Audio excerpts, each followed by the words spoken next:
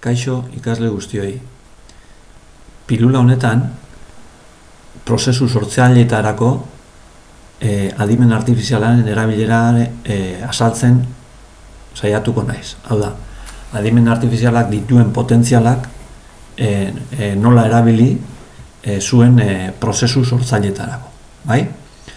Orduan, kontestuan jartzearren, bigarren goi mailako ikasleak zarete, matriz egintza munduan sartuta daude, bai? Informazio bat bilatu duzue, teorian eskatutako edo zuek bilatutako informazio bat aurkitu dozue, landu dozue, baina orain gaude beste egoera baten. Egoera honetan, informazio hori nola komunikatu erabaki behar da. Hau da, kontutan izan, goi mailako diseinu fabrikazio mekanikoko ikaslea zaretela, eta diseinatzeaz gain, komunikatzeko ere gaitasuna pixkate lantzen saiatzen garela, eta zuek daukazuen informazio hori bai irakaslei edo bai beste ikaskide batzuei transmititzeko tresna egokiena, erraminta egokiena hautatu behar duzue. Eta horretarako, zelan da, adimen artifizialari laguntza eskatu nahi diozue. Bai? Hori da kontekstua eta azaldu nahi dudan adibide posible bat. Horretarako, Copilote erramintan eskaera bat egingo diot, bai? Hau izango litzateke gure taldean aurretik egin taldekide guztiek ideia bota dituzue, sormen dinamika moduan, eta adimen artifizialeko erraminta hau izango litzateke taldekide bat gehiago, bai? Honegaz zer esan nahi dut? Honegaz esan nahi dudana da, adimen artifizialeko erramintak ematen digun erantzuna ez litzatekeela azken erantzuna izan behar, baizik eta beste erantzun bat, gehigarri bat izan behar litzateke, azken erabakia, komunikazio tresna horren zein hautatuko duzuen azken erabaki hori hartzeko. Kasu honetan, aurretik jasota zeneukaten informazio hori nola zein modutan transmititu edo komunikatu, zein izango litzateken erarik egokien eskatu diot Copiloteri. Eta ia hori prontean sartu dut, eskaera hori prontean sartu dut, komenigarria litzateke baita ere, aurreko piluletan prontaren erabilerari buruzko aholkuak jarraitzea, lan honetan ere, eta ia emaitza ematen digun. Ikusten duzuena eskaera nahiko zehaztua izan da, bai? Eta Copilotek ematen dizkigu 6 jarduera mota, bai?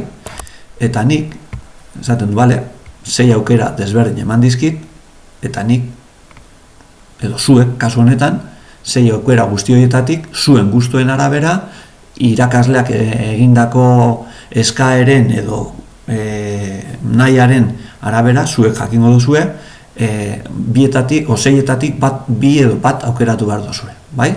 Hori izango litzateke.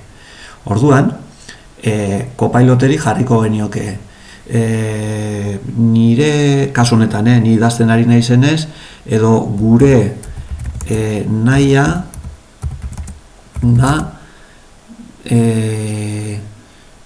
baliabide bat non irudiak garrantzia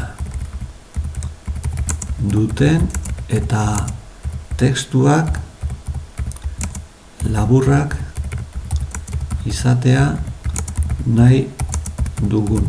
Hau da, eskaera zehaztu egiten diogu eta ia ze emaitza ematen digun kasu honetan. Adibidez, hemen ja emaitza asko murrizten da, ez? Proposatzen digun jarduera da, edo da infografia edo poster tekniko bisuala, bai? Formatua, egitura, zein egitura izango duen, izenburua, elementos normalizados en troqueles, irudi nagusi bat, bai? Pixkat ideiak zehazten joaten da, bai? Eta horrela jarraituz, gure nahietara hurbiltzen joango ginateke, bai?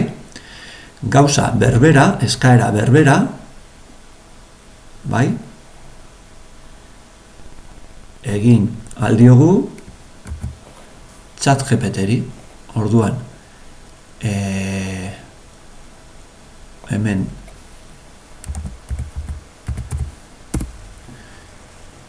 bilatzailea penai, ChatGPTen, galdera berbera promptean jarrita, bai? Prozesu desberdina, prozesu berdina jarraituz, berak erantzun aurrekoak 6 erantzun eman baldin badizkigu, oraingoak ematen dizkit 5, 5. doa, bai? 5 aukera eman dizkit. Eta zehaztapen berdina egingo diot, bai? Esango diot, nahiago ditugu irudi asko eta testu gutxiko jarduera edo baliabide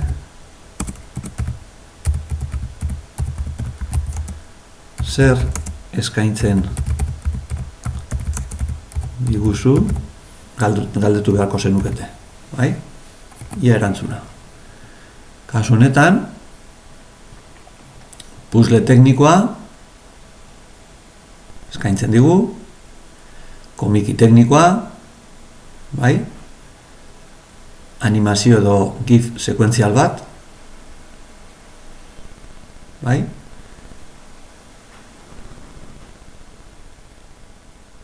Eta ikusten duzuenez, erraminta batek erantzuna zehazten joan den heinean, besteak aukera gehiago eskaini dizkit, bai? Eta bost aukera hauekin, barriro taldeak egin beharko zenuketena da, eskaintzen dizkizueten jarduera horietatik, promptean idatziz, zuek zehazten joan, eta horrela zuen helburura hurbiltzen joan pixkanaka. Eta horretarako zer egin genezake? Esan aldiogu, eman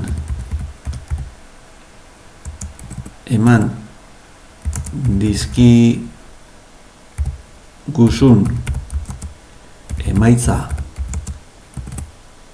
guztietatik gomendatu eta garatu jarduera bat.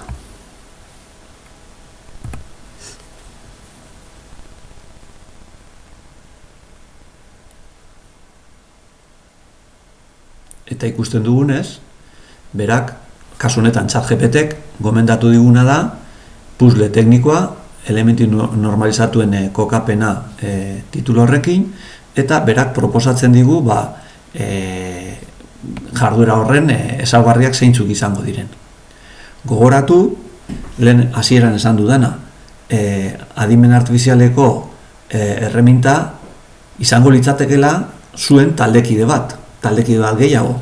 Nok taldeari laguntzen dion, erabaki bat edo erabaki zuzen bat hartzen, bai?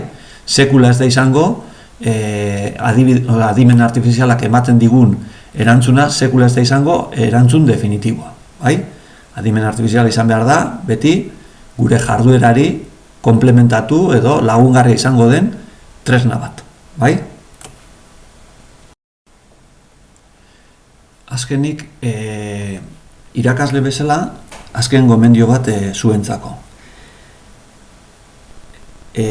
Olako jarduera bat, adimen artifizialarekin landu zuen jarduera bat bukatzerakoan, hausnarketa txiki bat egitea gomendatuko nizueke, adimen artifizialarekin lanean hasten ari garelako, eta gomendioa hauxe da, egin ezazue zuen jarduera bakoitzaren bukaeran hausnarketa txiki bat, bai? Adimen artifizialaren erabilerak zuen lanean suposatu duenari buruz, bai? Beti gomendatzen dizuegu adimen artifiziala era inteligente batean erabiltzea, bai? Tresna bat bezala, ez azken helburu edo helmuga bezala, baizik eta tresna bat bezala gero gure helburuetara heltzeko, bai? Beraz, horrelako jarduera baten ostean, mesedez taldeka komenigarria litzateke zuen partetik hausnarketa txiki bat guzti honeri buruz, bai? Eta hau izan da pilura honekin azaldu nahi izan dizudan guztia.